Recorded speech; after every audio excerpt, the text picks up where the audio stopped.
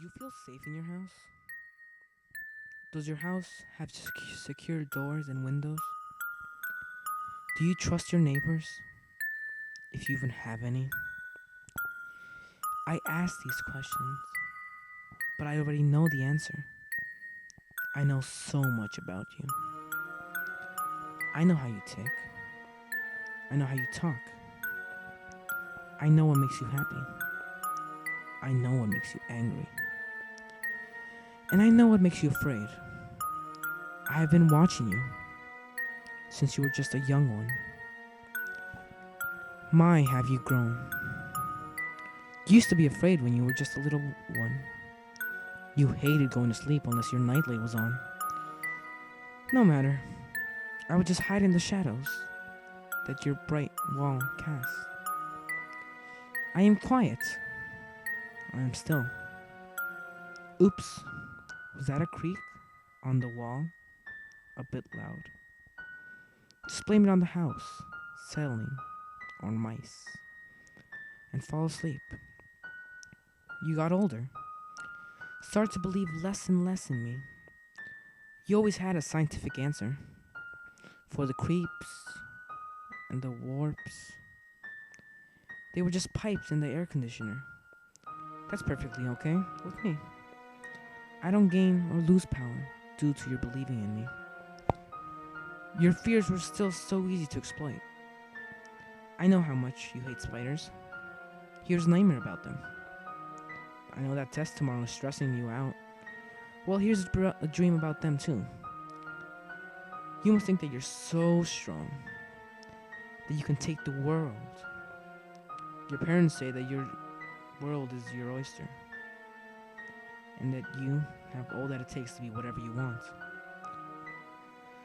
All I see is just another sack of meat that fears the unknown. I know because I am the unknown. You may find yourself to have a night in which you remained of the ultimate and my infinite power. The power that you will never fully understand. The power that you will never reach. You will find yourself waking up from horrifying nightmares of my own creation. And you will look around your room. I will still be watching, staring at you, waiting to finally meet you. You may fall asleep. I creep closer, bringing the darkness and the shadows closer with me. I will start at your feet. You wake up again, and I crouch underneath the bed. You may feel that the room has gotten darker and more enclosed. Don't mind that. Just go back to sleep.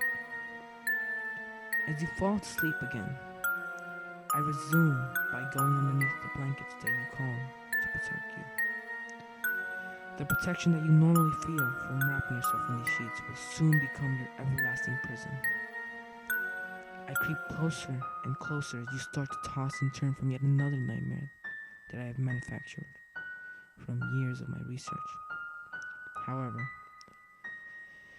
I have made sure that you will not wake up. Not quite yet.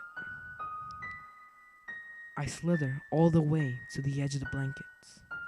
I also intensify that unpleasant dream that you are experiencing as you wake up once more.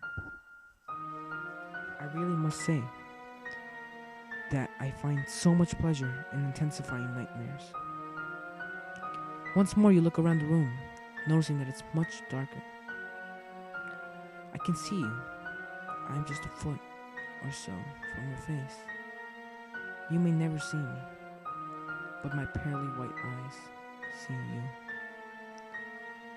You start to drift off to sleep once more as I breathe out a bit. You notice right away as your body starts to shake and you start to sweat. You slowly pull the covers until you start to make out my true features. You immediately notice my slightly troubled mouth. I know I try to clean up a bit before my grand entrance, but a few stitches that hold my mouth together may have fought loose a bit as I creeped up to you.